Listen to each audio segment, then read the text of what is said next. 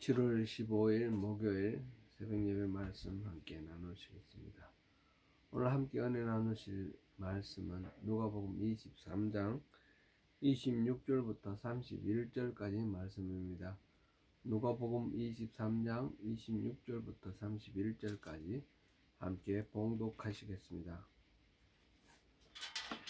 그들이 예수를 끌고 갈 때에 시몬이라는 구레네 사람이 시골에서 오는 것을 붙들어 그에게 십자가를 지워 예수를 따르게 하더라. 또 백성과 및 그를 위하여 가슴을 치며 슬피 우는 여자의 큰 무리가 따라오는지라. 예수께서 돌이켜 그들을 향하여 이르시되 예루살렘의 딸들아, 나를 위하여 울지 말고 너희와 너희 자녀를 위하여 울라. 보라, 날이 이르면 사람이 말하기를 잉타하지 못하는 이와 해산하지 못한 배와 먹이지 못한 젖이 복이 있다 하리라. 그때에 사람이 산들을 대하여 우리 위에 무너지라 하며 작은 산들을 대하여 우리를 덮으라 하리니, 푸른 나무에도 이같이 하거든 마른 나무에는 어떻게 되리요 하시니라. 아멘. 예. 지난 월요일 화요일 제가 지방으로 출타하는 일이 있어서 새벽 예배를 못 올렸습니다. 오늘 다시 올리게 돼서 감사하고요. 그 이전에 우리가 보았던 내용이 빌라도가 예수님을 이제 무죄임을 확신하고도 사형을 언도하고 예수님을 내어주는 그런 장면까지 보았습니다. 나름대로는 예수님을 석방하려고 애를 쓰기도 하죠. 마침 헤롯 왕이 와 있다는 이야기를 듣고 예수님을 보내기도 하고 이러면서 책임을 떠넘기려고 하는 그런 노력도 있고요. 결국은 예수님을 십자가형을 처하도록 그렇게 내어 주었는데, 그 이유는 자신의 그 자리를 유지하기 위해서 옳고 그름보다도 자기에게 유리한 그런 선택을 한 것입니다. 그 선택으로 인해서 빌라도는 우리가 그 사도신경을 할 때에 예수님의 고난을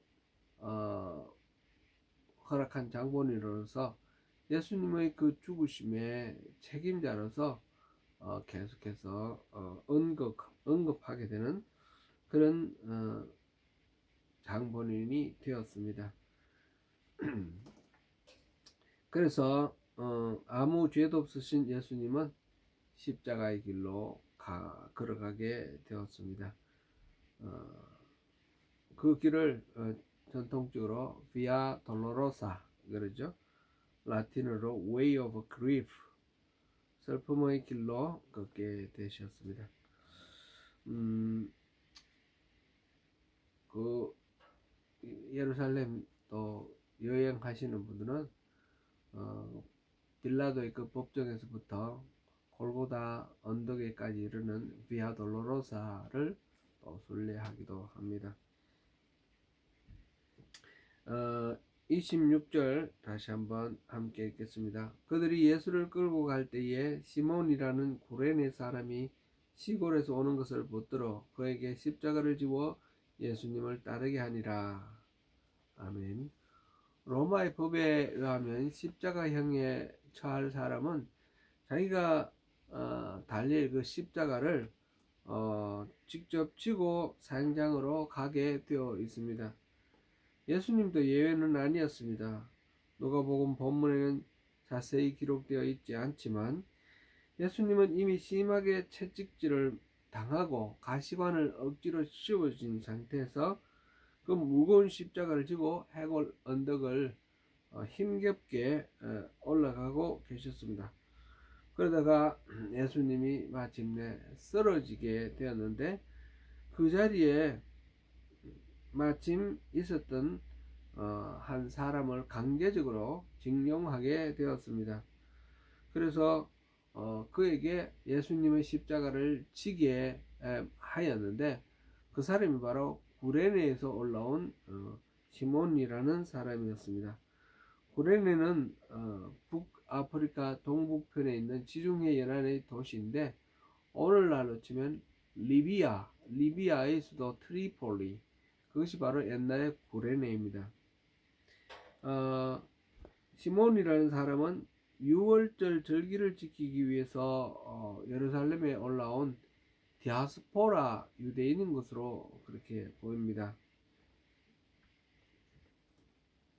어, 그 쉽지 않은 그 여행길, 순례길, 평생 별로고 별로다가 유월절 지키기 위해서 그렇게 예루살렘을 들렀는데, 그런데 이 사람이 뭐 갑작스럽게 그렇게 당해서 로마 군대에 의해서 억지로 십자가를 지고 예수님을 따르게 되었던 것으로 보입니다. 이건 어쩌면 마른 하늘의 날벼락이다 이렇게 말할 수도 있겠죠. 전혀 자기와 상관없는 그런 상황에서 갑작스럽게 억지로 십자가를 지고 사형장으로 올라가게 된 것입니다. 그러나 시몬은 이렇게 뭐 날벼락을 당한 재수 없는 그런 존재는 아니었습니다. 지금 누가가 이 기록을 하면서 구레네 사람 시몬을 구체적으로 언급하고 있는 것은 그가 초대교회에 잘 알려진 인물이라고 우리가 짐작할 수 있습니다.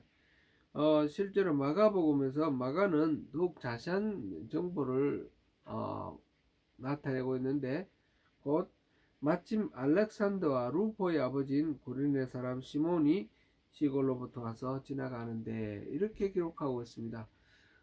이렇게 알렉산더와 루포의 아버지 구레네 사람 시몬, 이런 인용 방법은 곧 알렉산더와 루포가 잘 알려진 사람이라는 것을 충분히 짐작할 수 있습니다. 어떤 사람을 얘기를 할 때 잘 알려진 사람을 중심으로 그렇게 표현을 하는 것이죠. 바울도 로마에 있는 동역자들에게 편지를 쓰면서 루포와 그의 어머니를 언급합니다. 로마서 16장 13절 말씀입니다. 이 점들로 미루어봤을 때 루포, 알렉산더 이런 사람은 초대교회에, 그리스도인들의 그 모임인 교회에 중요하게 잘 알려진 그런 인물이었고, 억지로 십자가를 대신 지고 간 시몬이 예수님을 믿게 된 것을 계기로 해서 온 가족이 로마 교회의 훌륭한 교인이 되었다라는 것을 충분히 짐작할 수 있습니다.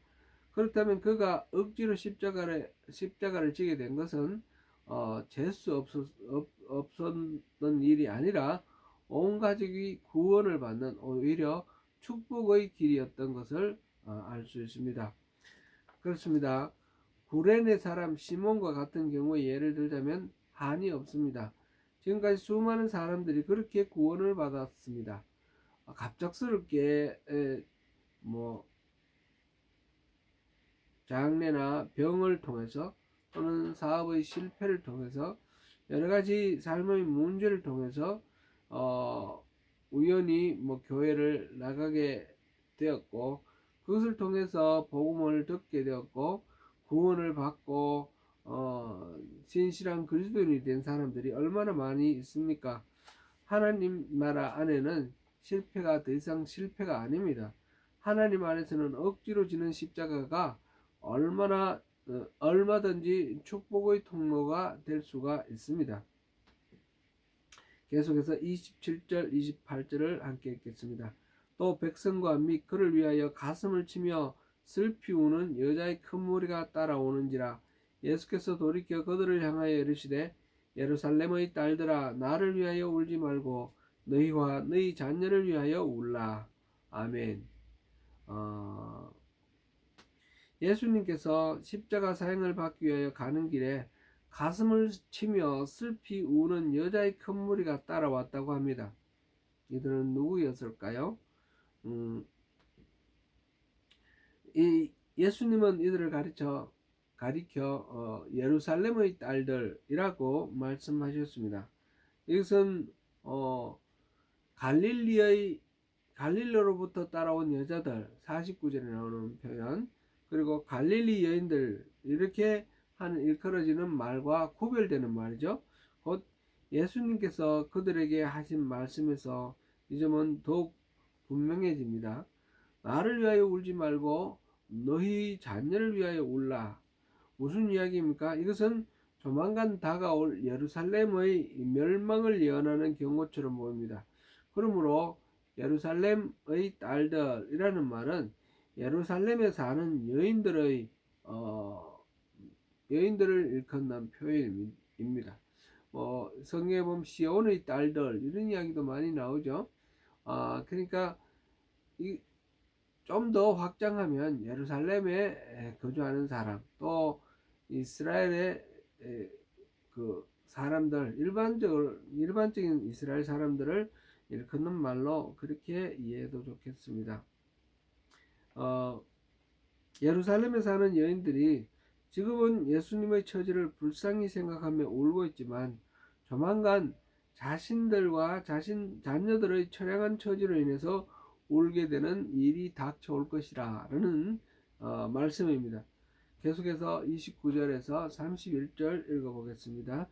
보라, 날이 이르면 사람이 말하기를 잉태하지 못하는 이와 해산하지 못한 배와 먹이지 못한 젖이 복이 있다 하리라. 그때 사람이 산들을 대하여 우리 위에 무너지라 하며 작은 산들을 대하여 우리를 덮으라 하리라. 푸른 나무에도 이같이 하거든 마른 나무에는 어떻게 되리요 하시니라. 평상시에는 임신하지 못한 여자와 아이를 낳아보지 못한 태와 젖을 먹이지 못한 가슴은 복이 없는 사람입니다. 이 성경에 보는 유대인 사회에서 과부와 고아가 항상 불쌍한 사람이죠. 그런데 자녀가 없는 과부, 자식을 낳지 못한 과부라는 것은 정말 비참한, 누구도 이렇게 도와주는 사람이 누구라도 도와주지 않으면 살 수 없는 그런 아주 절대적으로 그 도움이 필요한 그런 사람이 자녀가 없는 과부이죠.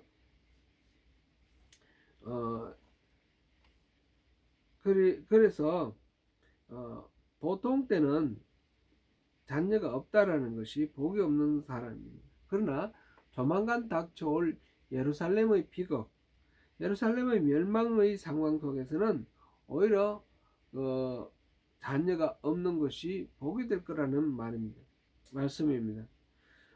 그날에는 누가복음 21장 23절에도 비슷한 표현이 나오는데, 그날에는 아이 뵌 자들과 젖먹이는 자들에게 화가 있으리니 이는 땅에 큰 환난과 이 백성에게 진노가 있겠음이로다.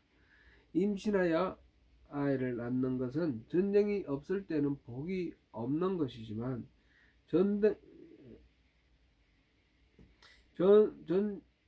전쟁이 없을 때는 복이지만 전쟁이 일어나고 또 이렇게 막 사람이 안정된 삶을 잃어버리고 도망 다녀야 되고 먹을 것이 없고 그런 상황에서 대몸 간수하기도 어려운데 아기까지 또 젖을 먹여야 되고 또 돌봐야 되는 이런 엄청난 그런 일입니다. 어렵습니다. 그렇게 살기에 너무나 힘들다는 그 때문에 사람들이 이렇게 아우성 칠 거라는 것이죠. 큰 산들에게 이르기를 우리 위에 무너지라 하면서 작은 산들에게 또 우리를 덮으라 할 것이다 라는 것입니다. 차라리 죽었으면 하고 바라게 될 것이라는 그런 예언입니다. 그런데 그 다음 말씀이 조금 어렵긴 어렵습니다. 푸른 나무에도 이같이 하거든 마른 나무에는 어떻게 되리요. 여기서 푸른 나무와 마른 나무는 통상적으로 그 당시 많이 사용되던 격언을 변형해서 쓴 것인데, 예수님을 푸른 나무로 그렇게 비유하고 또 마른 나무는 예수님을 십자가에 떠넘기는 사악한 유대 민족을 상징한 것으로서 예수님이 당하시는 고난을 대비해서 말하는 그런 표현이다 라고 해석됩니다. 즉 푸른 나무인 예수님도 이렇게 십자가를 지시는데 그리스도를 배척한 마른 나무에게 닥칠 심판이 얼마나 크겠느냐라는 그런 의미라는 말씀입니다.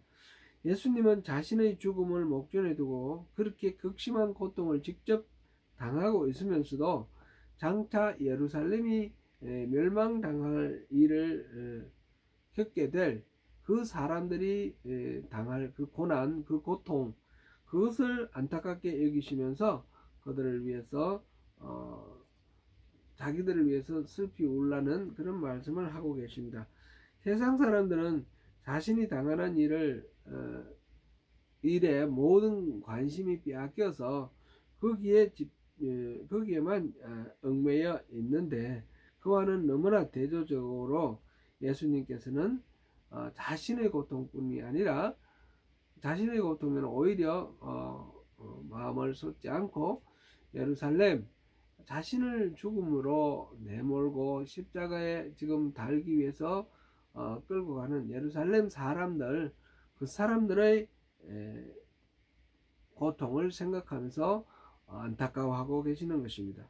어떻게 해서 이렇게 관점이 차이가 날까요? 마땅히 가야 할 길을 담담히 걸어가는 사람은 자신의 문제에 마음 뺏기지 않습니다. 그러나 그렇지 않은 사람들, 마땅히 가야 할 길을 알지 못하는 사람들은 그 주어진 상황 속에서 완전히 마음이 빼앗긴 상태에서 고통하게 될 것이라는 것이죠. 우리들도 우리에게 주어진 십자가 때로는 우리가 전혀 의도하지도 않았고 또 원하지도 않았는데 억지로 지어진 그런 십자가가 있을 수가 있습니다. 그런 억지로 지어진 십자가를 통해서 구레네 사람 시몬의 온 가족이 구원받아서 초대교회의 중요한 인물이 되었던 그 교훈을 우리가 기억하면서 우리 또한 주님처럼 우리의 십자가를 지고 당당히 걸어갈 수 있는 그런 주님의 사람이 되시기를 또 바라며 축원합니다. 오늘 이 말씀을 또 묵상하시면서 함께 주님의 나라를 이루어 가시는 여러분이 되시기를 축원합니다.